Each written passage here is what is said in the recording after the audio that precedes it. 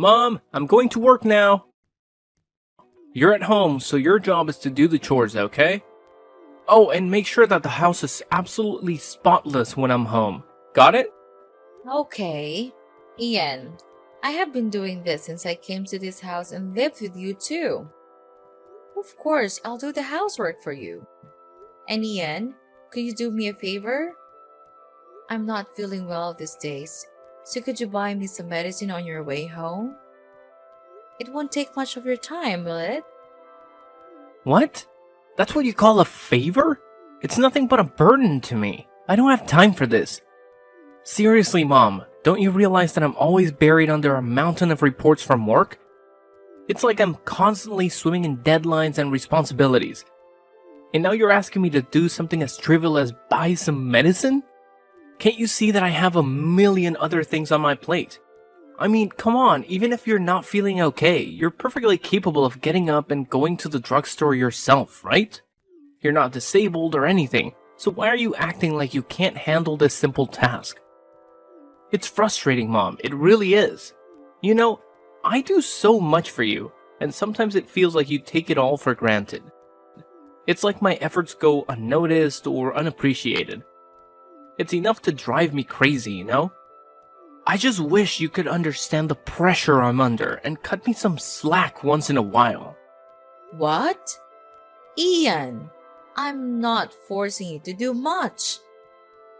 I'm just asking whether you're free to buy me some medicine. And how dare you talk to me like that? It's rude of you to treat your mother that way. I gave birth to you, loved you, and nurtured you until now. And when you're all grown up and have your own life, you just forget all of them? Oh, please, stop with your stupid touching dramas and just leave me alone. I'm so tired with all your complaining and whining. Do you think that just because you're my mom, you can make me do whatever you want? No way. And I have already told you, I have my work and the whole family to take care of. I'm exhausted right now, so could you please stop bothering me? Ian, I understand that you have your own life, but as your mother, I still have needs and sometimes require help. It's not about making you do whatever I want, but about the support and care that families should provide for one another. We're supposed to be there for each other, especially in times of need, right? Ugh, you're getting on my nerves. It's unbelievable. You're my mom, but it feels like you don't even make an effort to understand your own son. Ever since I was young, you constantly made me do things for you, and those things were like a never-ending nightmare. But now, things are different. I won't let you manipulate me like that anymore. I refuse to be your stupid, foolish son. I have my own life, my own job, and I work hard to earn money to support this entire household. You should acknowledge that and start adjusting your attitude towards me. If you do, we can all live in peace and happiness here. But if you continue with your behavior, well, I'll just have to do my own thing. And what thing is that, Ian? What exactly are you implying? You're making a mountain out of a molehill, don't you know that? What? Oh, no, I'm not. I'm just expressing my honest feelings towards you, you useless mother. If you can't understand how frustrated I am, then maybe you need a reality check. You constantly disturb me and make a fuss over nothing, and it's driving me insane. Ian, I understand that you're upset, but resorting to insults and threats won't solve anything. We're family, and we should find ways to communicate and resolve our issues respectfully. Respect? What did you ever do to earn my respect? You're always intruding in my life, nagging about trivial matters and acting like you're the center of the universe. Well, newsflash, Mom, you're not. If you don't stop this behavior and give me some space, I'll have no choice but to throw you out of here. Got it? Ian, that's a hurtful and disrespectful thing to say. I may not be perfect, but I've always tried my best to take care of you and support you. Threatening to throw me out of my own home is completely uncalled for. Maybe if you had respected my boundaries and understood that I have my own life to live, we wouldn't be having this conversation. I'm tired of being suffocated by your constant demands and melodrama. It's time for you to realize that I'm an adult now, and I deserve to be treated as such. Are you blaming things on your own mother? You've got the nerve. You don't have the right to say that about me. Are you losing your mind? You're insulting your mom. What's so serious about that anyway? And I'm not being rude at all. It's you who always wants to make every bad thing my fault. But don't think that I'll be tricked into your cunning trap. I'm not that innocent boy. Now, if you pardon me, I've got some important work to do right now. Here's the money. Just go out there and buy your stuff on your own. I'm not gonna help you. Bye.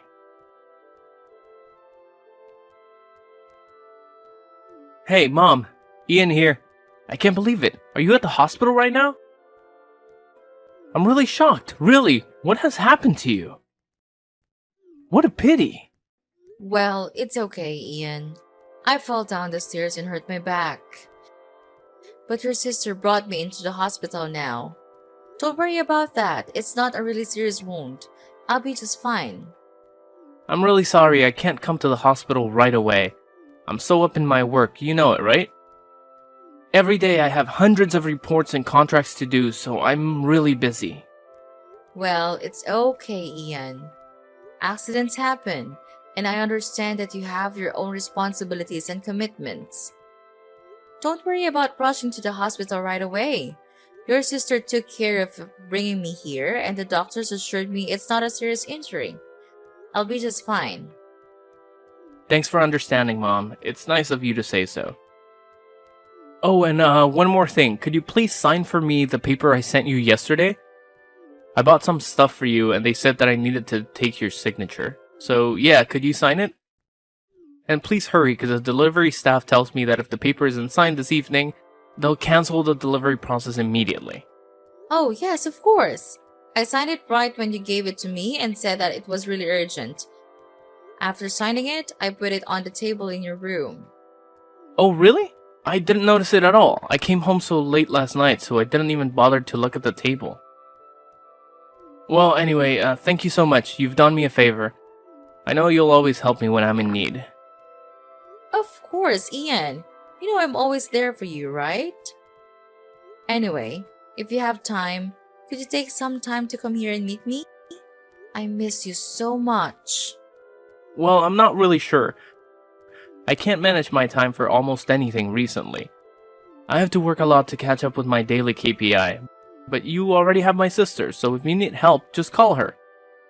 But I think I'll try. Be sure to get well soon, okay, Mom? Well, okay then, I'll try. But don't you think that it'll be better if you can come here and visit me? Just a little bit? Ugh, Mom, you know how busy I am. I barely have time to breathe, let alone visit. Besides, I already told you that my sister can help you. Can't you just rely on her? Ian, I understand that you're busy, but it would mean the world to me if you could take some time out of your schedule to visit me.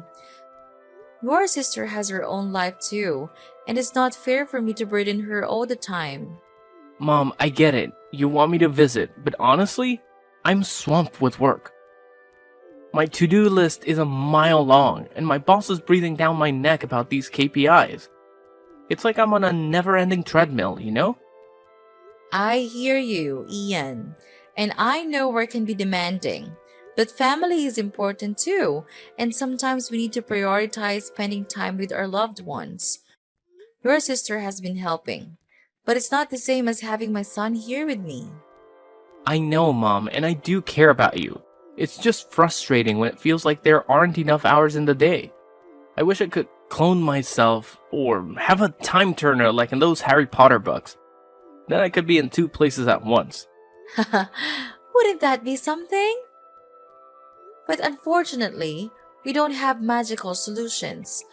All I'm asking for is a little visit, even if it's just for a short while.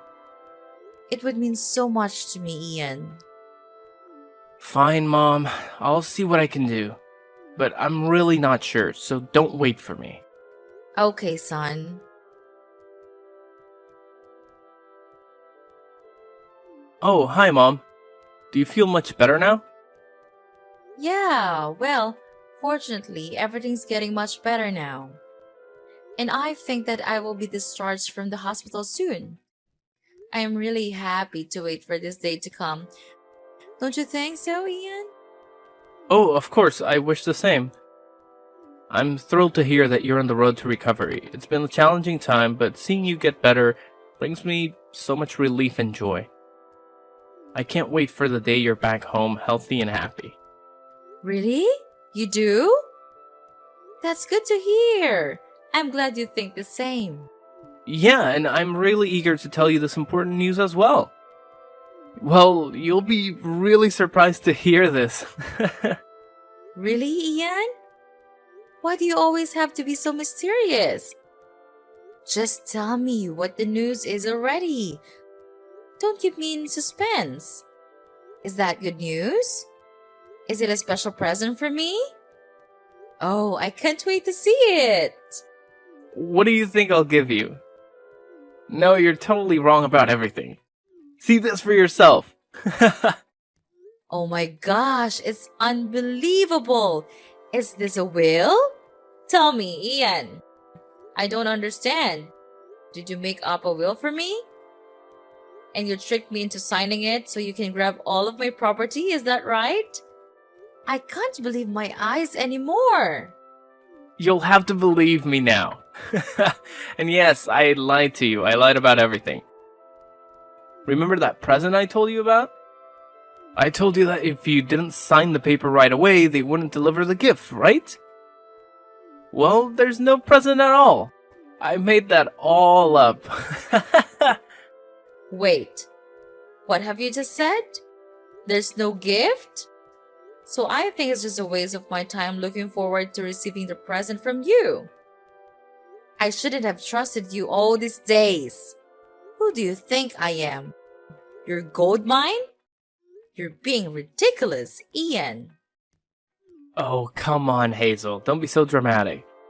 It was just a little joke. Can't you take a joke? I mean, who needs a present anyway? Material possessions are overrated. It's the thought that counts, right? And the thought of tricking you into signing the will is absolutely amazing. Wow, I'm so intelligent, aren't I? Are you kidding me, Ian? How could you be so heartless to me, your mother, like that? Thinking that my son has been lying to me all these times make me feel completely awful. How could you do that to your own blooded mother? Oh, Mom, you're blowing this way out of proportion. Just remember that I'm still your blooded son, so I'm entitled to everything in this house. So I'm just taking what's mine. It's that simple, don't you understand? I'm not stealing your property. I'm taking my property. Got that? Entitled to everything in this house? Is that how you see our relationship, Ian? As some sort of ownership where you can just take whatever you please? It's not about who owns what.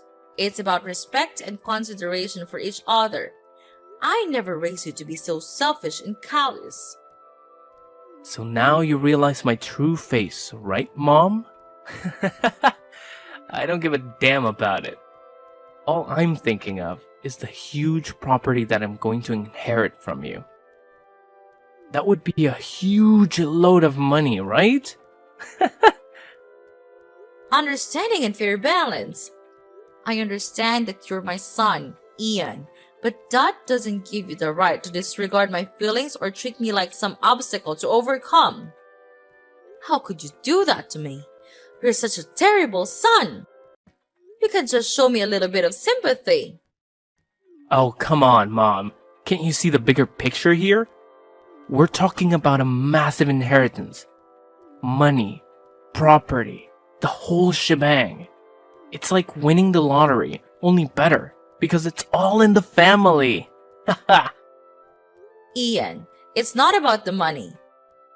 It's about the way you're treating me. I thought we had a bond, a connection as mother and son, but all you care about is material wealth. It's disheartening to see how you value possessions over relationships. Of course. Why not? With all that money and property, I could live a life of luxury alone. I could finally have everything you've ever dreamed of. Fancy vacations, expensive cars, designer clothes, the works. Doesn't that sound appealing? Ian, money can't buy happiness. It might provide temporary pleasures, but true fulfillment comes from meaningful connections and treating others with respect.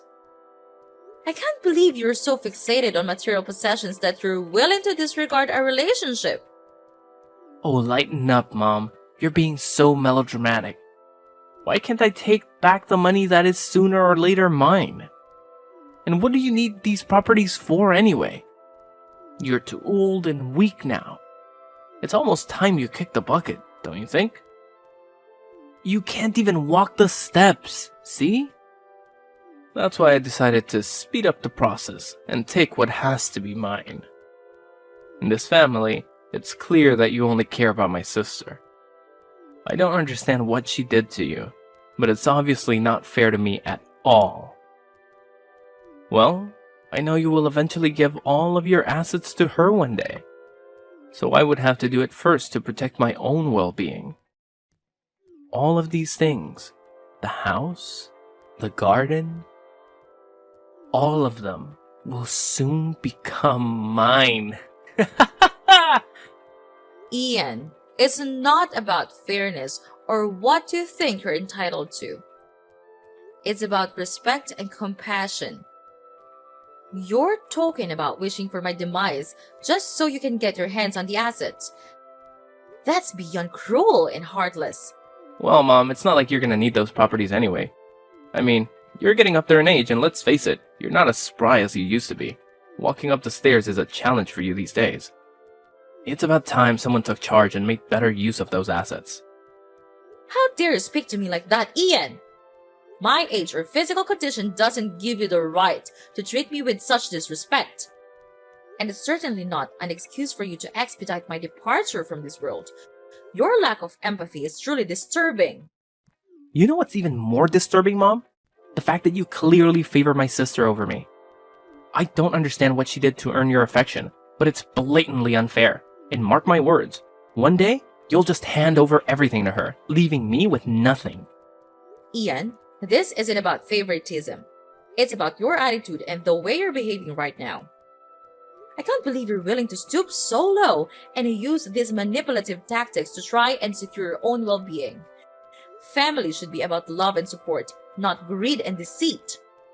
Well, if you're not going to consider my needs and protect my future, then I have to take matters into my own hands. It's clear that you won't do what's right, so I'll have to do it for myself. And when that day comes, all of these things, the house, the garden, will be mine. And you'll have no say in the matter. Ian, you're completely missing the point. This isn't about possessions or who gets what. It's about the relationship between a mother and her son. It's about trust, love, and understanding. Your obsession with material wealth is clouding your judgment and damaging our bond. Oh, spare me the sentimental lecture, Mom. Relationships won't pay the bills or secure my future. Money talks, and I intend to have a comfortable life. If you can't see that, then maybe it's time for me to distance myself from your toxic influence. It breaks my heart to hear you speak this way, Ian. I never thought I would see the day when my own son would prioritize money over family. Your lack of empathy and disregard for our bond is deeply disappointing. I don't understand why you could grow ungrateful like this. Well, Mom, maybe it's time for you to reevaluate your priorities too. Maybe then you'll understand why I'm so driven to secure my own future. Until then, I'll do what I must to protect myself. And when the time comes, I won't hesitate to claim what's rightfully mine. And you know what? It's because of you that I had to resort to this. If you had even shown me some respect, I would not have been treating you this way. I can't believe you could be this wicked and nonchalant. Even though I was at the hospital, suffering from the killing pain in the back, you chose the time when I was the weakest to trick me. Your mother? That's unacceptable.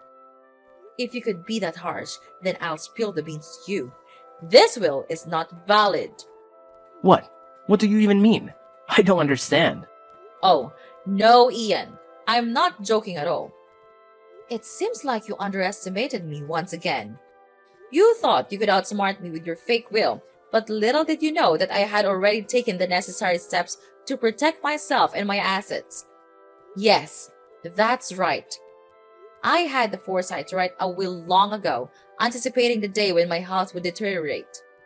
I guess your plan to claim what's rightfully yours just went up in smoke, didn't it? And don't even think about challenging the validity of my will. It has been confirmed and authorized by the proper authorities, so your fake will hold no power whatsoever. No, this can't be happening. You can't just take control of everything. It's impossible for you to do this. But who will you give the property to anyway? It's me, isn't it? Oh, Ian, always the optimist, aren't you?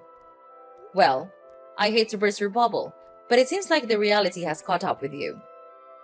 But I'm really afraid to tell you that I gave all of my assets to your sister. She's the one who takes care of me the most, even when I was at my worst. At that time, you always seem to be too busy with your work, so I think maybe you should just stick to them all your life. At least it can bring you money, while I can't. No, this can't be happening. Well, Ian, you see, while you were busy scheming and plotting, I took the necessary legal steps to protect myself and my assets. It's called being responsible and thinking ahead, something you clearly didn't consider. So yes, it is possible for me to do this, and I have done it. You're one step too late, Ian. Your little plan has crumbled to pieces, and there's nothing you can do about it. This can't be the end. There has to be something I can do. You can't just shut me out like this. Oh, poor Ian. Still clinging to hope, aren't you? Well, I hate to break it to you, but you've run out of options. You should have thought about the consequences before you decided to manipulate and deceive. Now you're facing the repercussions of your actions. It's a harsh lesson, but one you needed to learn. And I have decided that it's time you move out of this house and mind your own living. Well, it's time for you to face the reality that you've created for yourself. And trust me, it's not a pretty one. Wait, what? Are you throwing me out? Of course, it's crystal clear that you don't deserve to live here and be my son anymore. I cut ties with you from now on. Get out! Please, Mom, there must be some way to resolve this. I never wanted it to come to this. Can't we find a compromise? A compromise? You say? Well, isn't that convenient?